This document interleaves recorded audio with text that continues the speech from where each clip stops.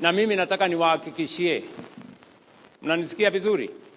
Mimi nataka niwahakikishie ya kwamba mimi nitarudi hapa kwa sababu niko na kazi kubwa ya kukamilisha hapa. Niko na kazi mingi. Bado niko na kazi ya barabara, niko na kazi hiyo ingine, niko na kazi hiyo ingine, na mimi niko tayari kwa mtihani. Kila mtu apimwe na kazi yake. Mtu ya kutukanana awekwe kwa kilo yake ya matusi. Mtu ya sarakasi na vitimbi awekewe ratili yake ya vitimbi. Mtu ya kazi kama mimi munitafutie kilo yangu, mimi nitaweka kilo yangu hapo ya kazi. Nego kanatiguo.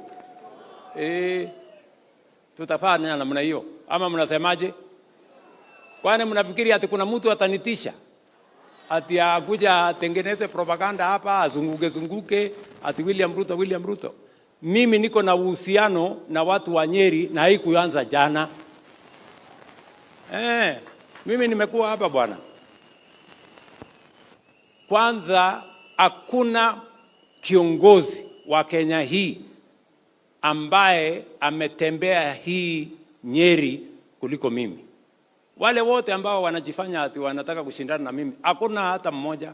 Hawajui kanisa iko wapi, hawajui barabara iko wapi, hawajui kazi ya wananchi iko wapi. They don't know. Watu ya kuongea barabarani, prorojo, propaganda, must go, sijui, kasongo, sijui.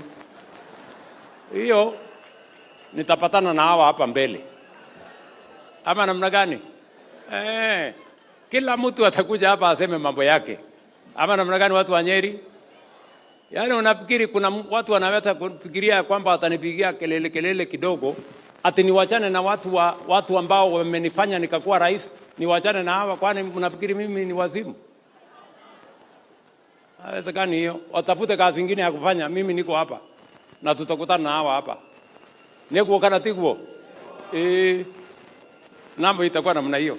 Kwa hivyo mimi nataka niseme asante sana kwa kunikaribisha hapa Nyeri, na nitakuwa hapa tena na tena na tena mpaka Nyeri ibadilike na Kenya ibadilike.